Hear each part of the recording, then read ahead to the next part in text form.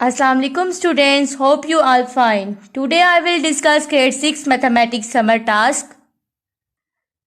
First come to instructions. Your work should be neat and clean. Also write date on every page. Now open page 17. The question is define the following terms with example. First है हमारे पास set and its element. Set. A set is a collection of well-defined and distinct object. Set क्या होता है? एक collection होती है well defined और distinct object की. वेल डिफाइंड मीन्स अगर हम सेट ऑफ अल्फाबेट्स ले रहे हैं, उसमें ए बी सी है, उसमें साथ में हम 1 लिखें तो 1 उस सेट में नहीं होगा क्योंकि वो वेल डिफाइंड नहीं है. वहाँ वो किसका सेट है? वो सेट ऑफ अल्फाबेट्स है. और डिस्टिंक्ट ऑब्जेक्ट का मतलब ये है कि हमारे पास जैसे एक सेट है 1 2 3, उसमें अगेन हम 1 नहीं लिख सकते. हर उसका जो एलिमेंट है वो डिफरेंट होना चाहिए. नेक्स्ट हमारे पास क्या elements. The object in a set are called members or elements of the set. For example हमारे पास एक ए सेट है 1 2 3, तो इसमें 1 क्या है? इसका ए का एलिमेंट है, 2 ए का एलिमेंट है, 3 ए का एलिमेंट है. नेक्स्ट हमारे पास है finite and infinite sets. A finite sets contain a finite or limited number of elements. For example, a set of the numbers of days in a year. Finite sets वो होते हैं जिनको हम count कर सकते हैं. Number of days in a year हम count कर सकते हैं, इसलिए ये finite set की एग्जाम्पल है. नेक्स्ट हमारे पास है an infinite set. An infinite set is a set which contain an infinite or unlimited number of object. For example, number of stars in the sky. Infinite sets को हम count नहीं कर सकते, इस जैसे कि हम आसमान पे सितारों को काउंट नहीं कर सकते. तो ये एग्जांपल किसकी है? इनफाइनाइट सेट की. नेक्स्ट हमारे पास है equal and equivalent sets. Equal sets 2 or more sets are called equal set if they contains the same element. For example हम कहते हैं अगर ए सेट में हमारे पास 1 2 है, बी सेट में भी 1 2 है, तो ए और बी हमारे पास क्या है? इक्वल सेट है. Equivalent set 2 or more sets are called equivalent sets if they have an equal number of elements. यानी उनमें नंबर ऑफ एलिमेंट सेम है लेकिन वो जो एलिमेंट्स है वो आपस में सेम नहीं है. फॉर एग्जाम्पल ए सेट है हमारे पास 1 2 3, बी सेट है ए बी सी, इसमें भी नंबर ऑफ एलिमेंट्स 3 है, इसमें भी नंबर ऑफ एलिमेंट्स 3 है. ये दोनों हमारे पास इक्विवेलेंट सेट है लेकिन इक्वल नहीं है. अगर ए बी सी की जगह 1 2 3 होता तो ये इक्वल होता. नेक्स्ट हमारे पास है proper subset. If every element of A is also an element of B and at least one element of B is not an element of A, then A is a proper subset of B. Denoted by A is a subset of B. Proper subset वो होता है अगर मैं कहती हूँ ना A proper subset है B का, तो ए के सारे एलिमेंट बी में होने चाहिए लेकिन बी में एटलीस्ट एक एलिमेंट होना चाहिए जो कि ए में ना हो. फॉर एग्जांपल मैं कहती हूँ ए में हमारे पास क्या है? 2 एलिमेंट्स है 1 और 2. बी में क्या है? 1 2 3. तो ए क्या है? प्रॉपर सबसेट है बी का क्योंकि ए के दोनों एलिमेंट हमारे पास बी में मौजूद है और बी का एक एलिमेंट जैसे 3 है वो एग्जिस्ट कर रहा है जो कि ए में नहीं है. मोर देन 1 भी एग्जिस्ट कर सकते हैं. ठीक है, तो ये ए क्या है? सबसेट है बी का. नेक्स्ट हमारे पास है face value. The face value of a digit in a number is the value of digit itself. जैसे मैं कहती हूँ एक नंबर है 125, ठीक है, तो 5 की फेस वैल्यू क्या होगी? 5. 2 की फेस वैल्यू क्या होगी? 2. 1 की फेस वैल्यू क्या होगी? 1. State any 2 properties of addition operation. ये हम ऑलरेडी पेज नंबर 9 में डिस्कस कर चुके हैं, आपने ये खुद लिख लेनी है. नेक्स्ट हमारे पास है prime number. A natural number that has only 2 distinct factors namely 1 and the number itself is prime number. Prime number वो होते हैं जिसके सिर्फ और सिर्फ 2 फैक्टर्स होते हैं, 1 और इटसेल्फ नंबर. फॉर एग्जांपल 2 3 5 7, ये हमारे पास क्या है? Prime number. नेक्स्ट नंबर है, नेक्स्ट डेफिनेशन है हमारे पास कंपोजिट नंबर की. A number which has more than 2 factors is composite number. जिस नंबर के मोर देन 2 फैक्टर्स होते हैं वो कंपोजिट नंबर होता है. जैसे 4 है, 4 के हमारे पास फैक्टर है 1 2 4, मोर देन 2 है तो ये हमारे पास क्या है? Composite number. सिमिलरली 10 भी कंपोजिट नंबर है क्योंकि इसके 3 फैक्टर हैं 1 2 एंड 5. 12 भी हमारे पास कंपोजिट नंबर है क्योंकि इसके 6 फैक्टर्स हैं 1 2 3 4 6 एंड 12. नेक्स्ट हमारे पास है state 2 properties of HCF by division method. First property है if a number is a factor of 2 or more given numbers then it is a factor of their sum. अगर हमारे पास कोई number factor होगा किसी दो नंबर्स का, तो वो फैक्टर उनके सम का भी होगा. If a number is a factor of two given numbers then it is also a factor of their difference.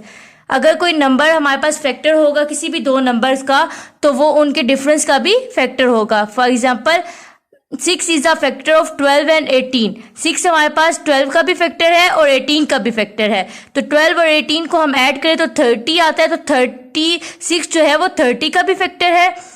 Similarly 18 में से 12 को माइनस करें तो हमारे पास 6 आता है. तो 6 जो है वो 6 का भी फैक्टर है. नेक्स्ट डेफिनेशन हमारे पास एलसीएम की है. The smallest common multiple of 2 or more numbers is the least common multiple. इसका ये मतलब है कि अगर हम लोग कहते हैं कि मल्टीपल्स फाइंड करते हैं दो या दो से ज़्यादा नंबर्स के, तो जो उनमें से लीस्ट कॉमन मल्टीपल होगा वो एलसीएम होगा. फॉर एग्जांपल मैं 2 के मल्टीपल्स फाइंड करती हूँ. 2 मल्टीपल्स होते क्या हैं जो 2 के टेबल में आते हो. जैसे 2 के मल्टीपल है 2, 4, 6, 8 up to so on. Similarly 3 के मल्टीपल है 3, 6, 9 and 12 up to so on. तो इन दोनों में से लीस्ट कॉमन कौन सा है? 6. तो 6 हमारे पास क्या होगा? एलसीएम होगा. नेक्स्ट डेफिनेशन हमारे पास इंटीजर्स एंड नेगेटिव इंटीजर्स की. Integers are an infinite series of number both positive and negative. For example 0, +-1, +-2 and +-3 हमारे पास क्या होते हैं? इंटीजर्स होते हैं. नेगेटिव इंटीजर्स वो होते हैं जो कि नेगेटिव नंबर होते हैं, जैसे कि -1, -2, -3 अप टू सो ऑन. अगर नंबर लाइन पे रिप्रेजेंट करें तो जीरो के जो लेफ्ट साइड होते हैं वो हमारे पास क्या होते हैं? Negative integers. Now open the page number 21. The question is find square root of the following. First question is square root of 676. हम इसका स्क्वायर रूट कैसे फाइंड करते हैं? हम इसके पेयर्स बनाते हैं राइट साइड से. 2 का पेयर्स बनाएंगे. जैसे अभी हमने 6 और 76 का पेयर बनाया तो हमारे पास एक डिजिट रह जाएगा, तो फिर वो सिंगल होगा. जो हम डिवाइजर लेते हैं वही हम क्वोशिएंट लेते हैं. अब हमने 6 बनाने. 1 1 1 होता है, 2 2 4, 3 3 9. 9 ग्रेटर है तो हम क्या लेंगे? 2 2 4. 6 में से 4 माइनस किए 2. 76 को हम नीचे ले आएंगे. अब हम क्या करते हैं, जो हमारे पास क्वोशिएंट या डिवाइजर जो भी है यानी सेम है, तो हम इसमें क्या करेंगे? इसको डबल कर देंगे. 2 को जब डबल करेंगे तो हमारे पास क्या आएगा? 4. अब यहाँ पे हमने वो डिजिट लिखना है जो कि हमारे पास वही डिजिट क्वोशिएंट में भी आएगा. अगर हम 46 6 करेंगे तो हमारे पास 276 आएगा. तो 26 हमारे पास क्या है? स्क्वायर रूट है 676 का. सिमिलरली हम स्क्वायर रूट ऑफ 256 फाइंड करेंगे. इसके भी हम पेयर्स बना लेंगे राइट साइड से. 56 का एक पेयर बनेगा और यहाँ पे 2 एक डिजिट रह जाएगा. 1 1 1 होता है, 2 2 4 होता है. तो हम 4 ग्रेटर है 2 से, तो हम क्या लेंगे? 1 1 1. मैंने भी पहले भी बताया था आपको कि हम लोग क्वोशिएंट और डिवाइजर दोनों सेम लेते हैं. तो 1 1 1 आ जाएगा. 2 में से 1 माइनस करेंगे 1 आएगा. ठीक है. और 56 को हम नीचे ले आएंगे. अब ये 2 कैसे आएगा? जो हमने डिवाइजर और क्वोशिएंट लिया हुआ है उसको हम क्या करेंगे? डबल करेंगे. यानी 1 को जब डबल करेंगे हमारे पास क्या आएगा? 2. फिर हम लोग 26 को 6 से मल्टीप्लाई करेंगे तो 156 आएगा. जो यहाँ पे 6 होगा वो यहाँ पे भी आएगा. यानी जो डिवाइजर में 6 है तो क्वोशिएंट में भी 6 आएगा. ये हम लोग सेम लेते हैं. 26 6 156 होगा. तो हमारे पास क्वोशिएंट क्या आ गया? 16. तो square root of 256 is 16. Similarly आपने रिमेनिंग पार्ट्स ऐसे ही सॉल्व करने हैं. नेक्स्ट क्वेश्चन है हमारे पास find the square root of each of the following numbers by using the method of prime factorization. हमारे पास ये नंबर है, इसका हमने स्क्वायर रूट फाइंड करना है बाय यूजिंग प्राइम फैक्टराइजेशन. तो हम लोग पहले इसके प्राइम फैक्टर्स बना लेंगे. 4 0 9 6. 2 से डिवाइड करेंगे. 2 2 4. 0 as it is. 2 4 8 and 2 8 16. 2 1 2. 0 as it is. 2 2 4. 2 4 8. 2 5 10. 2 5 10 and 2 1 2. 2 2 4. Similarly हम इसको ऐसे फाइंड करते जाएंगे तो हमारे पास ये इसकी क्या आ जाएंगे? Prime factor. हम काउंट करते हैं कि कितनी दफा 2 को मल्टीप्लाई किया, तो 4096 आया। 1 2 3 4 5 6 7 8 9 10 11 12। 2 को 12 टाइम्स मल्टीप्लाई करेंगे तो हमारे पास 4096 आएगा। हम इसके पेयरिंग बना लेंगे और हम पेयरिंग के बाद हम एक पेयर में से सिर्फ एक 2 को लिखेंगे, और जब हम इसको मल्टीप्लाई करेंगे 2 2 ज़ा 4 4 2 ज़ा 8 8 2 ज़ा 16 16 2 ज़ा 32 32 2 ज़ा 64, तो हमारे पास क्या आ जाएगा 64। तो इसका स्क्वायर रूट क्या है 64। 4096 का स्क्वायर रूट क्या है 64। सिमिलरली नेक्स्ट क्वेश्चन हमारे पास क्या है 9216। इसकी भी हम प्राइम फैक्टराइजेशन कर लेंगे। 1 2 3 4 5 6 7 8 9 10। 2 10 टाइम्स आया है एंड 3 2 टाइम्स आया है, यानी 2 को 10 टाइम्स और 3 को 2 टाइम्स मल्टीप्लाई करें आपस में इन सबको, तो हमारे पास आता है 9216। हमने इसके प्राइम फैक्टर्स बना लिए और इनके पेयर्स बना लिए। अब एक पेयर में 2 दफा 2 है, तो हम क्या लिखेंगे, एक दफा लिखेंगे 2 लिखेंगे। यहाँ पे इस पेयर का 2 लिखेंगे, इस पेयर का 2, इस पेयर का 2, इस पेयर का 2 और इस पेयर का 3। इन सबको आपस में मल्टीप्लाई करें तो 96 आता है। तो 9216 का स्क्वायर रूट क्या है 96। नेक्स्ट क्वेश्चन है हमारे पास, find the smallest number by which 1008 must be multiplied to get a perfect square. Also find the square root of the perfect square so obtained. हमारे पास नंबर है 1008। हाँ, उन्होंने पूछा है कि इसको किससे मल्टीप्लाई करें कि ये परफेक्ट स्क्वायर बन जाए। तो पहले हम इसका क्या करेंगे, प्राइम फैक्टराइजेशन करेंगे, इसके फैक्टर्स फाइंड कर लेंगे। 2 multiply by 2, 2 multiply by 2, 3 multiply by 3, 2 multiply by 7।